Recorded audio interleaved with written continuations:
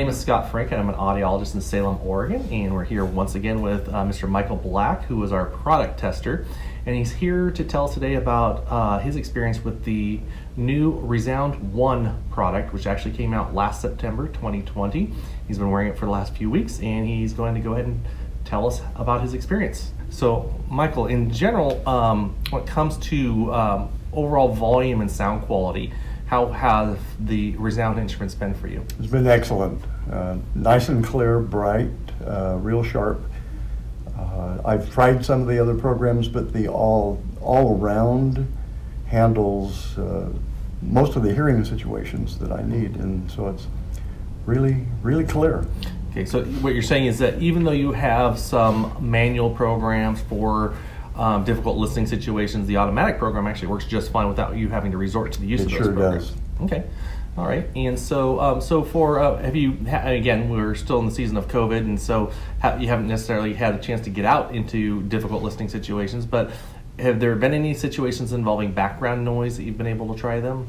Not well enough. Not the typical kind of background that I would expect in a concert or a restaurant or lounge, something like that.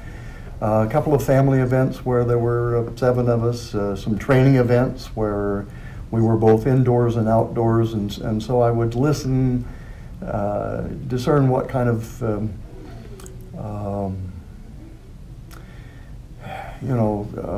adjustments to the sound, and they performed really quite well. Okay. So, with these, since it is a different brand, this is the first time you've tried out the Resound instruments. We actually had to get you some new custom fit receivers that went to work with, that would work with those. And I want to thank Resound because they actually gave them to us at no charge, just so that we can do these product testing, as most of the manufacturers have done. How has been the physical fit of these? Mostly pretty good. I really enjoy the custom fit according to the ear mold. These seem to be just a little bit loose, and they have that anchor in them that goes into the lower part of the earlobe, and that's loose. I don't know that it provided any negative effect to the hearing. Mm-hmm. Hearing seems to continue to be accurate, but they feel just a little loose. Okay. Well, then for future... especially compared to the other 3 examples on my own and the other 2 devices that we've tested. Okay. Well, then for when we're all done with these, then I may send these in and have them remade and have them do them, because they did do that differently. What we're talking about is a feature on the ear mold called a canal lock, which curves into the back part right here to help hold things in place. And Resound, for whatever reason, they have it in a completely different position than the other manufacturers did. Mm-hmm. So we'll see what we can do to have them correct that. So no significant negative effect, just different. Not that I can tell. I was always quite pleased with the ability to hear a range of sounds that I expect and hope to hear with hearing aids, hearing devices, and so I don't think the seashells negatively affected the sound quality. Okay. So then Resound was actually one of the first manufacturers to come out with what's called direct connectivity. They did that back in 2014, strictly for iPhones. With these, though, we can still do it because you don't have an iPhone, you have an Android. Mm-hmm. You can do it with an intermediate device they call a phone clip.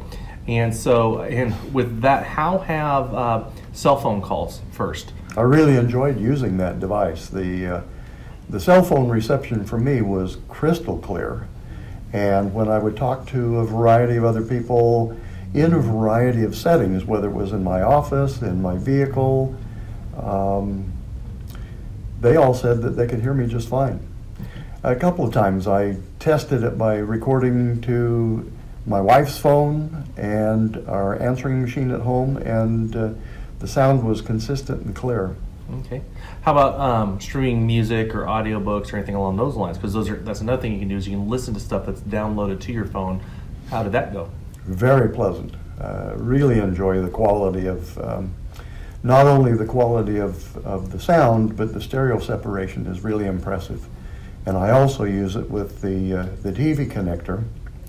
And I'm spoiled with this TV connector. This TV connector was head and shoulders above the other ones that I've tested. Its reliability was solid. Its range was wider, a greater distance from the transmitter, the base station, than I would have expected, and always stable. So, real impressive, and the sound quality was gorgeous. Okay. Now, it also has a cell phone app that you can actually use to fine-tune the settings on your hearing aids, select volume and programs, Right. and do a little bit of sound quality adjustments through a graphic equalizer. So, tell us what you think of the cell phone app. I was real impressed with it. It was easy to use. It was reliable. Some of the other ones that I have tested, if I lost a connection, if a television program paused or I fast-forwarded it, frequently I would lose the connection to the app and have to reestablish it. Sometimes I'd have to relaunch the app. Sometimes I'd have to even disconnect and reconnect the Bluetooth. With the Resound app, it was reliable. And a couple of times I did lose the connection, and yet it reestablished easily. Okay. So compared to the apps from the other manufacturers, it actually was very good about maintaining connection. It was the performance of the app to the devices, and with the I don't remember the name of the remote mic. I generically call them a phone clip. Yeah, Yeah. the phone clip and the TV connector, really quite reliable. In Resounds, I believe they actually call it multi-mic, because it does have a microphone aspect Correct. to it as well. Mhm. So, okay. In regards, now this is also a system that was rechargeable, correct? Yes, And how did the recharging system work for you? easy. To put them away, store them at night, just drop them into the device. It had a pocket for the slim tips, for the seashells, and then a pocket for the device. Close it, forget it. Pick it up in the morning, and they were ready to go on a full charge. The other thing that I watched was to see how long throughout a particularly long day.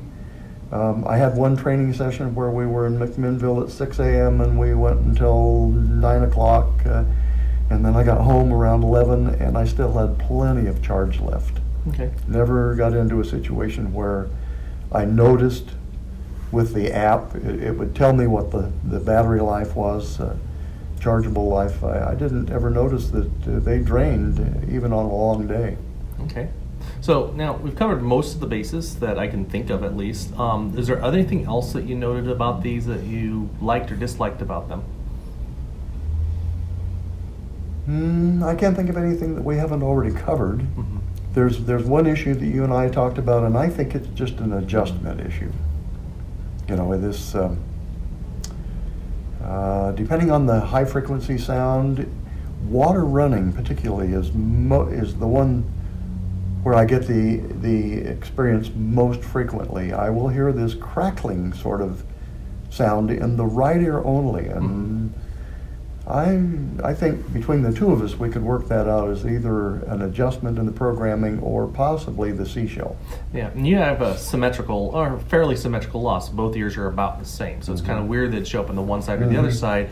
And I did try to do an adjustment the last time you were in to take Correct. care of that, but it's still going on. It improved it. It is less frequent, but I picked it up listening to a Zoom conversation. I would hear it just come and go. My mother-in-law has a real bright, sometimes shrill voice. I would pick it up with hers, but I could reliably experiment and pick it up with running water, just running water in the kitchen sink. Okay. Interesting. Now, one thing about this product is that it actually has one unique difference. It's a hardware feature, not a software feature that you have yet to try it. And that has to do with in the past you've had to do the custom fit earpieces. We're going to go ahead and try this and see if it works. But they actually have a different type of receiver. That's the wire that goes down into the ear. And they designed one where there's actually a microphone on the receiver itself. So that way it's a little bit more natural at the input of the sound, because we naturally hear right here, not on top of our ears where the microphones for most hearing aids are. So Resound for this product is designed a receiver that can do that. So we're going to have you try that out next. and see how well that goes. Okay. And so you may like it, you may not like it. We'll wait and see. We'll find out. Okay. There is one other thing that I just recalled. Our small chorus was just finally able to get back together. Masked, social distance.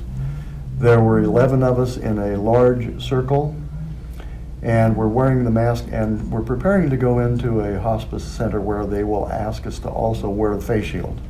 So we practiced that way. And I was real pleased with how well I could hear all of us, hear the other singers and the blend. I was hoping for that kind of experience, and I was real pleased with the performance of the devices in that setting. Great. So Michael sings in basically a barbershop quartet called the Senate Airs, and so that's where performance-wise where he's been very particular about it. But at the same time, though, for the past year, haven't been able to do very much with that group. Right. So. Well, this is this particular group is a bedside singers group. We sing for hospice patients, and very softly, and so that's the issue. The other setting, it would be loud, full volume, full voice, singing real close together when we're able.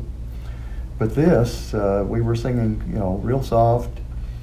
I'm the only male voice in the situation, and I was real pleased with what I could hear and be able to blend with the other singers.